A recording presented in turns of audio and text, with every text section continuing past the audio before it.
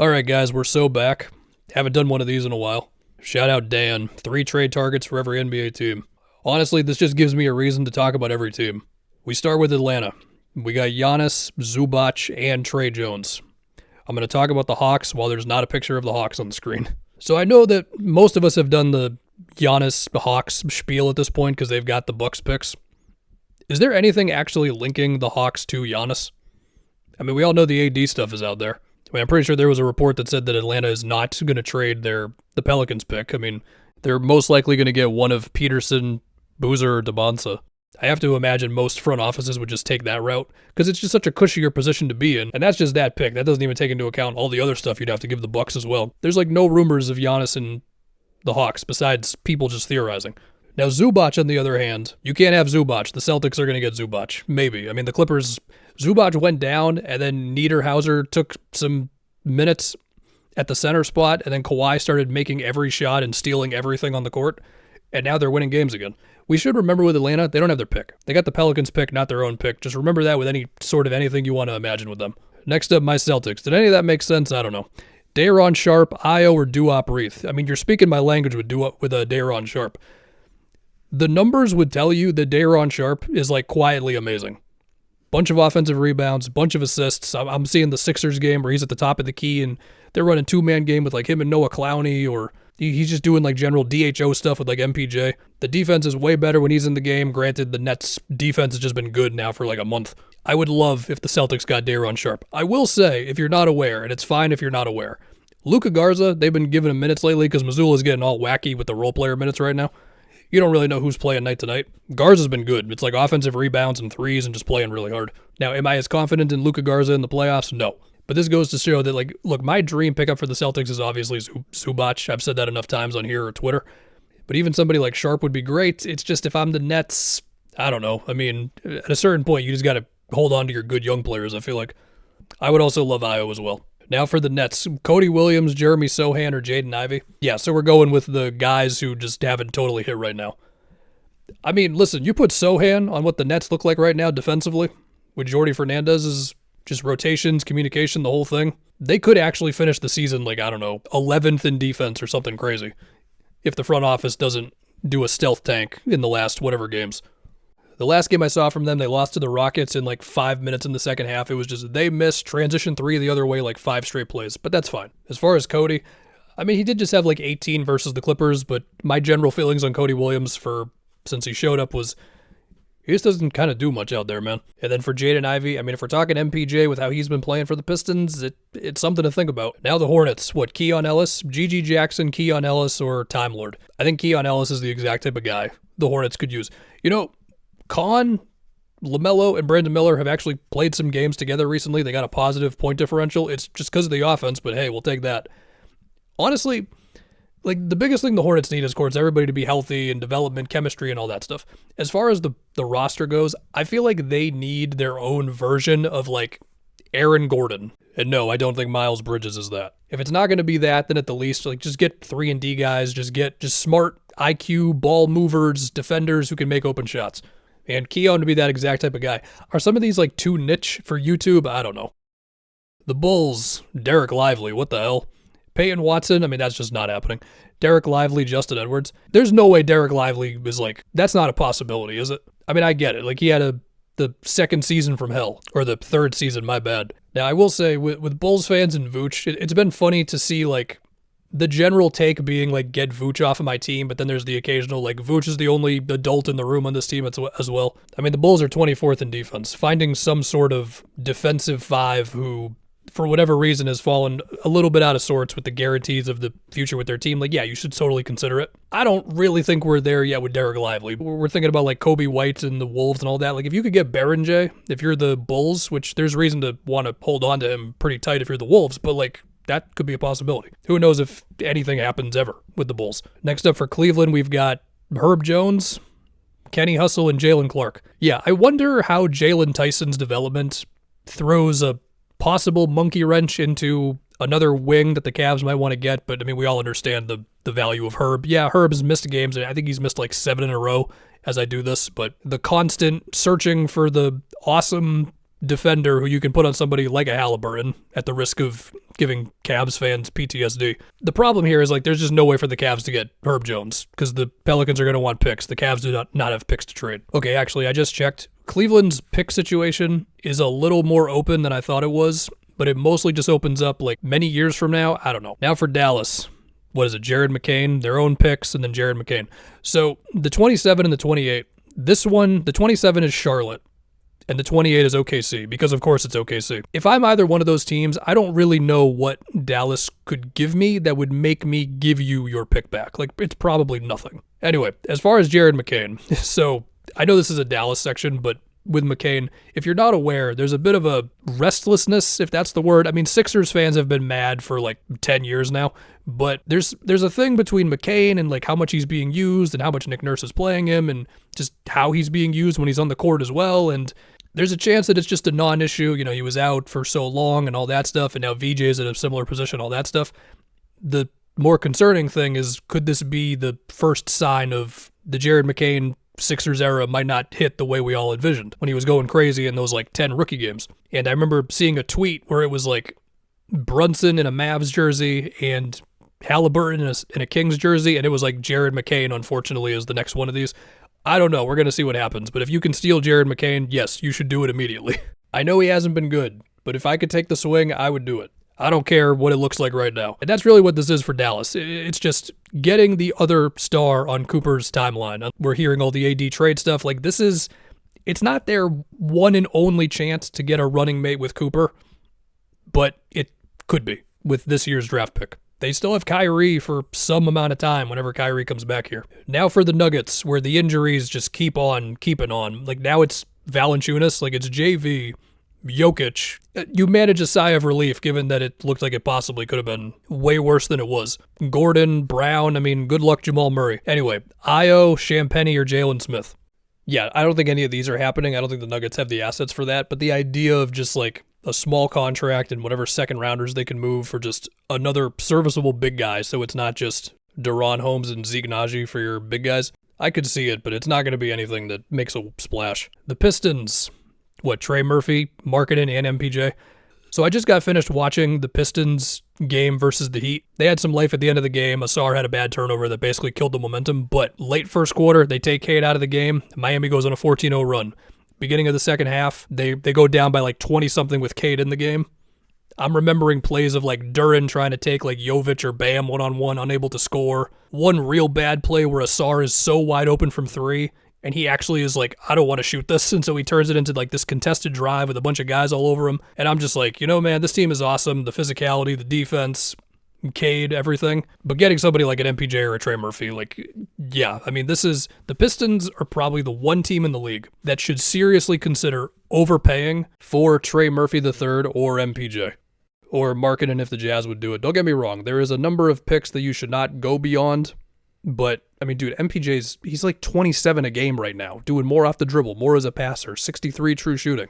I know, he wouldn't do that on the Pistons. The production would dip. Trey Murphy, not as many points, but similar efficiency. Markkanen's, of course, great. Like, there is a void in the East. You're the 1 seed. You clearly need more offense. I mean, this is the opportunity, man. Yeah, I know they're not shopping Trey Murphy, but I think they'll hear you out at the least. And actually with MPJ, I mean, he's been playing so well. The Nets might just view it as, we're selling high on him. This is probably the best season he's ever going to have. What if they also view it as like, well, we need some actual talent for our young guys. We need somebody to space the floor out. I don't know. We'll see. And to state the obvious, Tobias's contract is probably moving in any... Now the Warriors. What the hell? Is that who I think it is? No, I refuse. Now for the Rockets. Ryan Rollins. I mean, that would be amazing for them. That would only happen if Giannis is gone. You're doing it again to me, Bleach.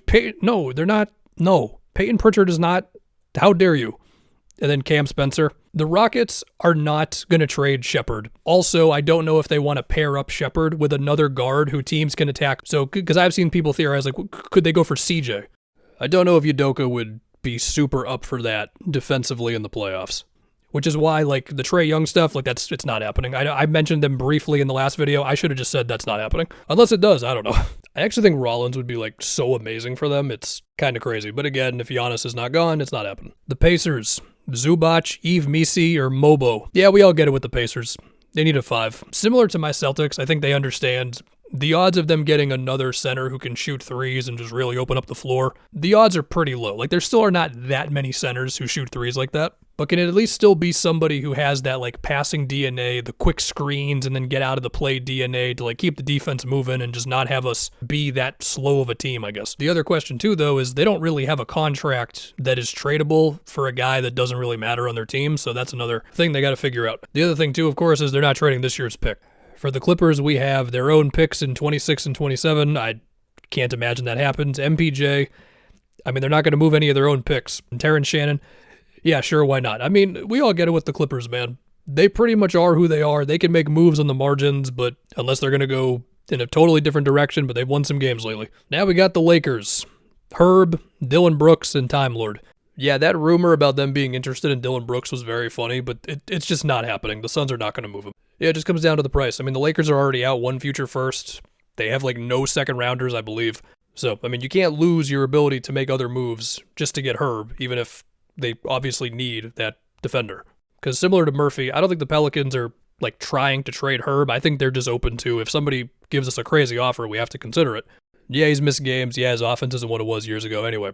There's other defenders out there. I mean, of course, there's Keon. I was wondering about Okoro, but I feel like he's been about as good as the Bulls could have asked him to be. And also, it's the Bulls, like, they might just not do anything. In the meantime, I mean, last night's win against the Grizzlies was nice. With, like, a 4-play sequence of, like, Marcus and Jackson Hayes trap Ja into a turnover. Vando makes a corner 3 where the Grizzlies, I mean, you couldn't leave the guy more open. And then Luka had a really nice pass to Laravia. They win the game. Nice stuff. The Grizzlies. Sam Hauser, John Collins, Simone Fontecchio. Yeah, I mean, Ja just dropped like 40 against the Sixers, if you want to do an optimistic angle for the Grizzlies right now. I mean, Sam Hauser, I don't think he missed a 3 versus the Kings. I'm not insulted that they put him in here either. I mean, they're like 3 games below 500. They've had injuries because, of course, they've had injuries. I don't know. I mean, we can get caught up on like the small stuff with the Grizzlies. It just feels like the big picture stuff continues to dominate the convo with them, unless Ja keeps on doing what he did in the Sixer game. But hey, you want to get him some more shooting? That's fine. But actually, you know what? I thought about it more. It can't be Sam Hauser. I want to keep Sam Hauser. Now for Miami, we got Giannis, Zion, and Ben Mathurin. Similar to the Atlanta one, like, is there something that is truly linking Miami to Giannis? Because they've been linked to guys before, and then we find out the offer really wasn't that great. I don't know. I mean, the Heat's pick situation is messed up because they still owe one to the Hornets, and it's like a 2-year thing. The goal of a Giannis trade, with which, I mean, you'd be negotiating Jaquez and Khalil Ware, and like, what happens with Hero? He's played 6 games this year. I don't know what to do with that. But if the goal by the end of it is we have Giannis, we have Bam, let's say Davion is still here. Wiggins is also on an expiring, so I don't know what the hell happens there. I mean, it gets all weird, but you may be able to piece together the team at post-trade to where, like, you're ready to compete for the title right there. It's just, I mean, it's scary, man. Like, it's tough to just trade so much for one guy, even if that guy is Giannis, because you got to have the roster. I mean, we saw what happened with Phoenix and, KD. As far as Mathurin, I mean, I don't know. If I'm the Pacers, am I going to help out Miami? We're going to get a Pacers-Heat series at some point in the next, like, 3 years, and it's going to go, like, it's going to be like a 9-game series. For the Bucks, we have Kawhi, we got Royce, and we got Zach LaVine. Yeah, I mean, the dream of somebody trading for Kawhi is probably over with this recent stretch. I mean, it seems like the Clippers, they were going to hold out as long as they possibly could before accepting, okay, we got to just go in a different direction even if we don't have our draft pick.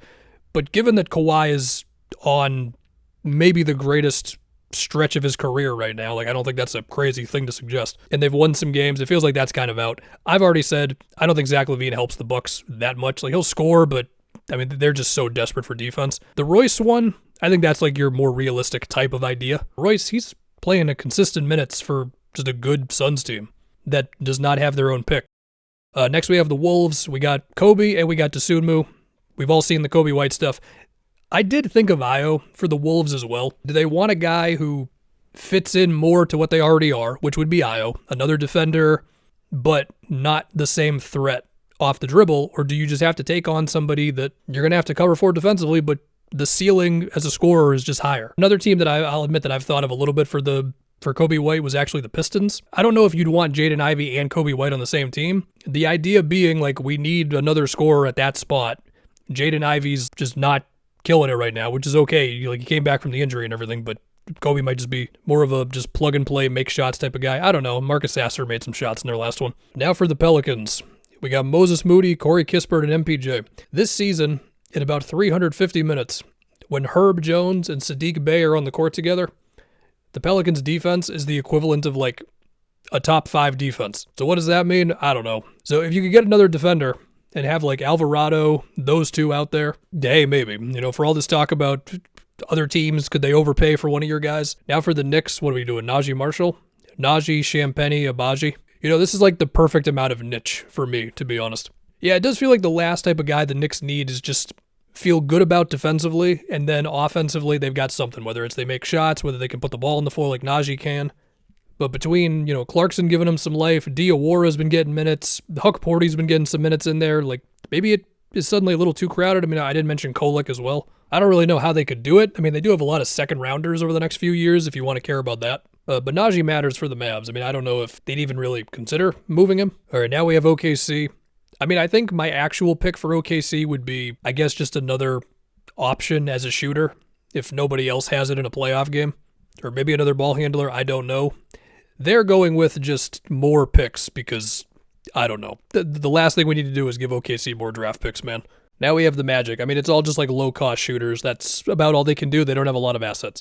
Bro, the last 3 Magic games, 2 fourth-quarter collapses, one against the Raptors versus this defensive lineup where it was like Shed, Jacoby, CMB, Scotty, and then Ingram out there as well.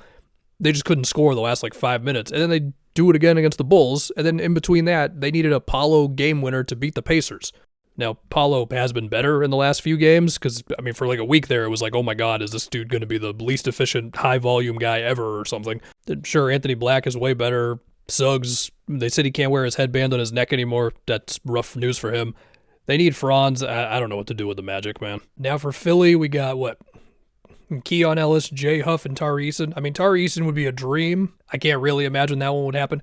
So much of this year is just dependent on if Embiid is good, which, by the way, Embiid, he's been good lately. And we've actually gotten some minutes of Embiid, PG, and Maxey together. But besides that, their team, outside of all the guys that you actually care about, their team is just like small contracts and one-year deals. For the Suns, possibly the hardest playing team in the league, Zion. We're putting Zion on the Suns. I don't think the Suns are going to do that, man. I think the Suns are just going to play it pretty safe for a minute here. But I will say, we can't forget, Matt Ishbia is still the owner. And while the dude was eventually basically forced into a corner of we just can't make any more reckless trades because there's just nothing left, and they do have a new GM now, the Blazers, we're getting real niche by the end of this thing, man. Trey Murphy, I can't really imagine it because there's just the Blazers should not be moving draft picks. Grady Dick and Sam Merrill. Grady Dick, it just has not worked out. He is simply not shooting well enough. I don't know, man. The Blazers, they need guards. They got Drew and they got Scoot, and both of them have been out. And then besides that, it's really just a matter of how good does Klingon and Shaden Sharp become, pretty much. And now we got Sacktown, the Bucks 2031, Terrence Shannon or Ryan Dunn. I feel like for the Kings, it should just be picks. Also, shout out to Maxime Reynaud.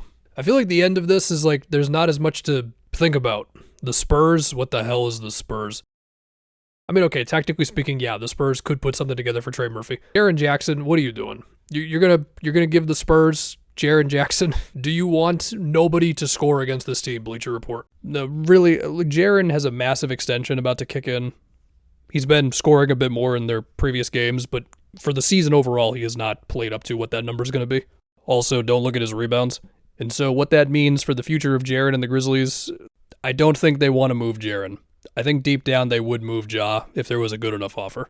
Isn't this supposed to be the Spurs part? Let's see, the Raptors. Yeah, Raptor fans are kind of losing their patience for Pirtle. Daron Sharp, Jock Landale. Sure, man. For the Jazz, Tari Eason, Ben Shepherd, Champagnie. Sure. I don't know. We're kind of grasping at straws at the very end here. The Wiz, Scottie Pippen, Kolek, and Isaiah Collier. I actually did think about Isaiah Collier for the Wizards. Look, Bub Carrington has been better lately. It's mostly making a lot of jumpers, but okay, that's still nice. Anyway, guys, that's going to do it for me.